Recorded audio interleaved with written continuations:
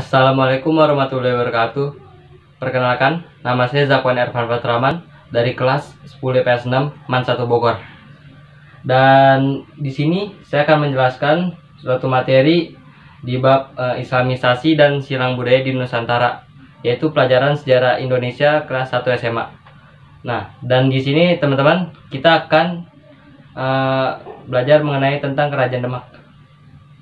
Nah, yang pertama adalah lokasi dan sejarah Kerajaan Demak.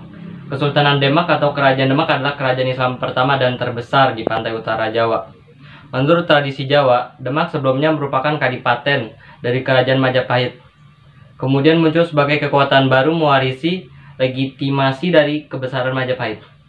Nah, Kerajaan Demak berdiri pada tahun 1475. Kerajaan ini tercatat menjadi pelopor penyebaran agama Islam di Pulau Jawa dan Indonesia. Walaupun tidak berumur panjang dan segera mengalami kemunduran karena terjadi perebutan kekuasaan di antara kerabat kerajaan, pada tahun 1560, kekuasaan Demak beralih ke Kerajaan Pajang yang didirikan oleh Joko Tingkir atau Hadiwijaya. Salah satu peninggalan bersejarah Demak ialah Masjid Agung Demak, yang menurut tradisi didirikan oleh Wali Songo. Lokasi keraton Demak yang pada masa itu berada di tepi laut, berada di Kampung Bintara.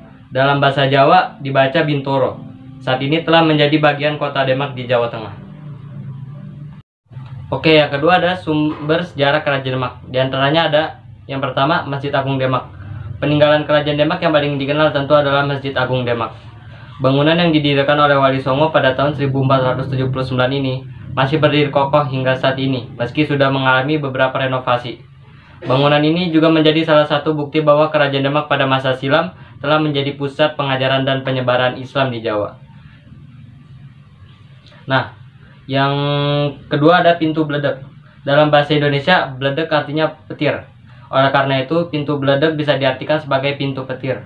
Pintu ini dibuat oleh Ki Ageng Selo pada tahun 1466 dan menjadi pintu utama dari Masjid Agung Demak. Berdasarkan cerita yang beredar, pintu ini dinamai pintu bledek tak lain karena Ki Ageng Selo memang membuatnya dari petir yang menyambar. Saat ini, pintu bledek sudah tak lagi digunakan sebagai pintu masjid. Pintu bledek dimuseumkan karena sudah mulai lapuk dan tua. Ia menjadi koleksi peninggalan Kerajaan Demak dan kini disimpan di dalam Masjid Agung Demak. Nah, yang ketiga ada Soko Tatal dan Soko Guru. Soko Guru adalah tiang berdiameter mencapai 1 meter yang berfungsi sebagai penyangga tegak kokohnya bangunan Masjid Demak. Ada 4 buah Soko Guru yang digunakan di masjid ini, dan berdasarkan cerita, semua Soko Guru tersebut dibuat oleh Kanjeng Sunan Kalijaga. Sang Sunan mendapat tugas untuk membuat semua tiang tersebut sendiri. Hanya saja saat ia baru membuat 3 buah tiang setelah masjid siap berdiri, Sunan Kalijaga dengan sangat terpaksa kemudian menyambungkan semua tatal atau potongan-potongan kayu sisa pembuatan 3 Soko Guru dengan kekuatan spiritualnya dan mengubahnya menjadi Soko Tatal alias Soko Guru yang terbuat dari tatal. Yang keempat ada beduk dan kentongan. Beduk dan kentongan yang terdapat di Masjid Agung Demak juga merupakan peninggalan Kerajaan Demak yang bersejarah dan tak boleh dilupakan. Kedua alat ini digunakan pada masa silam sebagai alat untuk memanggil masyarakat sekitar masjid agar segera datang. Nah, fungsi dari beduk dan kentongan ini adalah untuk memanggil masyarakat untuk melaksanakan sholat 5 waktu setelah azan dikumandangkan. Kentongan berbentuk menyerupai tapal kuda memiliki filosofi bahwa jika kentongan tersebut dipukul, maka warga sekitar harus segera datang untuk melaksanakan sholat 5 waktu secepat orang naik kuda. Nah, yang kelima ada situs kolam wudhu. Situs kolam wudhu dibuat seiring berdirinya bangunan Masjid Demak. Situs ini dahulunya digunakan sebagai tempat berwudhu para santri atau musafir yang berkunjung ke masjid untuk melaksanakan sholat. Namun, saat ini situs tersebut sudah tidak digunakan lagi untuk berwudhu dan hanya boleh dilihat sebagai benda peninggalan sejarah. Yang keenam ada Maksurah. Maksurah adalah dinding berukir kaligrafi tulisan Arab yang menghiasi bangunan Masjid Demak. Maksurah tersebut dibuat sekitar tahun 1866 Masehi, tepatnya pada saat Aryo Purbaningrat menjabat sebagai Adipati Demak. Adapun tulisan dalam kaligrafi tersebut bermakna tentang keesaan Allah Subhanahu wa Ta'ala. Yang ketujuh ada Dampar Kencana. Dampar Kencana adalah singgasana para sultan yang kemudian dialihfungsikan sebagai mimbar khutbah di Masjid Agung Demak. Peninggalan Kerajaan Demak yang satu ini hingga kini masih terawat rapi di dalam tempat penyimpanannya, yaitu berada di dalam Masjid Demak. Nah, Yang ke-8 ada piring campak. Piring campak adalah piring pemberian seorang putri dari Campak yang tak lain adalah ibu dari Raden Fatah. Piring ini jumlahnya ada 65 buah. Sebagian dipasang sebagai hiasan di dinding masjid, sedangkan sebagian lain dipasang di tempat imam. Kehidupan sosial dan budaya Kerajaan Demak. Dengan peradaban yang cukup maju, kehidupan sosial budaya Kerajaan Demak juga sangat teratur. Pemerintahan berjalan dan diatur dengan hukum agama Islam. Namun meski menggunakan hukum agama, tradisi lama yang tidak bertentangan dengan syariat agama Islam tidak ditinggalkan begitu saja. Hasil kebudayaan dari Kerajaan Demak ini tentu saja sangat kental dengan nuansa keislaman. Salah satu peninggalan Kerajaan Demak yang masih ada sampai sekarang dan merupakan bukti tingginya budaya Kerajaan Demak, yaitu yang tak lain dan tidak bukan adalah Masjid Agung Demak. Masjid Agung Demak ini sangat kental dengan nuansa seni dan ukiran yang sangat indah.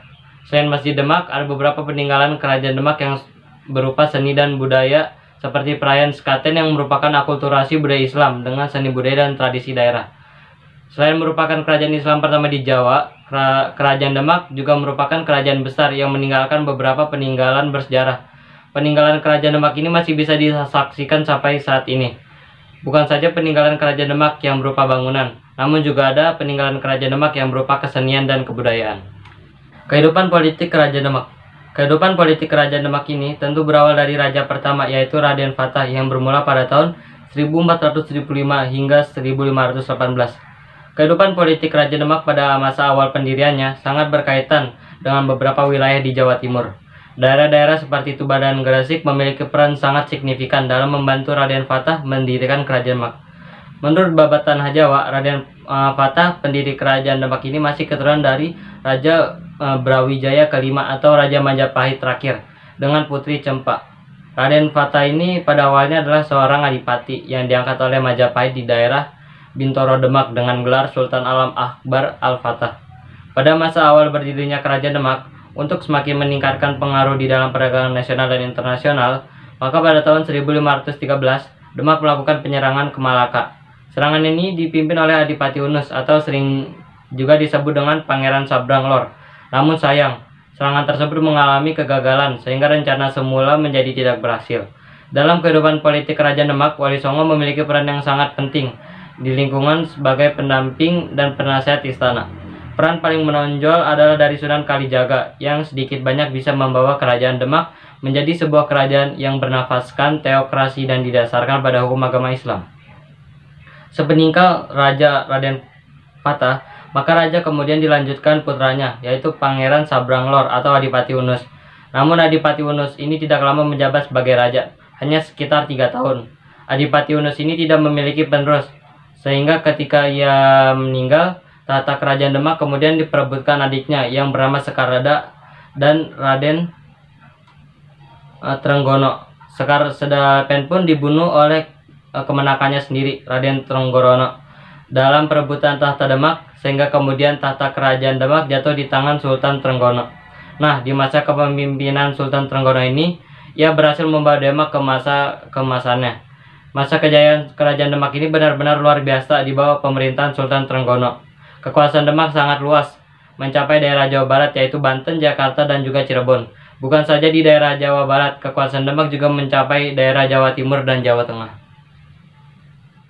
Kehidupan ekonomi Kerajaan Demak. Kerajaan Demak sendiri merupakan kerajaan dengan kehidupan ekonomi yang berbasis pada perdagangan maritim dan agraria. Kehidupan ekonomi Kerajaan Demak juga memiliki ambisi besar untuk menjadi negara maritim yang besar, dengan berusaha merebut Malaka dari Portugis. Meski tidak berhasil merebut Malaka, namun perdagangan Kerajaan Demak dengan pelabuhan-pelabuhan lain di Nusantara cukup berhasil dan sangat ramai. Demak seperti menjadi sebuah pelabuhan transit atau penghubung daerah penghasil rempah-rempah dan memiliki sumber pertanian yang sangat besar. Dengan daerah sumber pertanian yang luas, Kerajaan Demak memiliki peran penting dalam perkembangan ekonomi global pada masa itu. Demak berhasil menjadi kerajaan penghasil bahan makanan, seperti beras dengan dipadukan dengan perdagangan yang cukup berkembang. Kehidupan ekonomi Kerajaan Demak sangat maju terbukti dengan berhasilnya Demak mengekspor beberapa bahan makanan, seperti beras dan madu dan bahkan juga lilin. Barang-barang tersebut berhasil diekspor ke Malaka melalui pelabuhan Jepara. Dengan keadaan seperti ini, kehidupan ekonomi Kerajaan Demak bisa dikatakan sangat berhasil dan masyarakatnya juga sangat sejahtera. Sebagai negara maritim, peran Demak yang menjadi pelabuhan transit ini juga sangat strategis. Demak menjadi pelabuhan transit untuk daerah penghasil rempah-rempah di bagian timur dengan Malaka. Dan dari Malaka ini kemudian dibawa para pedagang ke kawasan barat. Penyebab runtuhnya Kerajaan Demak. Sultan Trenggana yang merupakan raja terbesar dari Kerajaan Demak meninggal pada tahun 1546 dalam sebuah pertempuran menaklukkan Pasuruan dan kemudian digantikan oleh Sunan Prawoto. Suksesi ke tangan Sunan Prawoto tidak berlangsung mulus. Penunjukannya sebagai Sunan ditentang oleh adik Trenggana, yaitu Pangeran Sekar Sedalepen. Dalam penumpasan pemberontakan, Pangeran Sekar Sedalepen akhirnya terbunuh. Akan tetapi, pada tahun 1561, Sunan Prawoto beserta keluarganya dihabisi oleh Suruhan Arya Penangsang, putra Pangeran Sekar Sedalepen. Arya Penangsang kemudian menjadi penguasa tahta Demak. Suruhan Arya Penangsang juga membunuh Pangeran Hadiri, Adipati Jepara, dan hal ini menyebabkan adipati-adipati di bawah Demak memusuhi Arya Penangsang.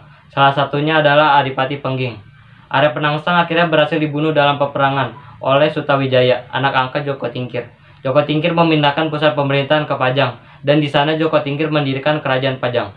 Jadi penyebab utama runtuhnya Kerajaan Demak pada pertengahan abad ke-16 adalah perang saudara memperebutkan tahta Kerajaan Demak. Sekian dari presentasi saya, kurang lebihnya mohon maaf. Wassalamualaikum warahmatullahi wabarakatuh.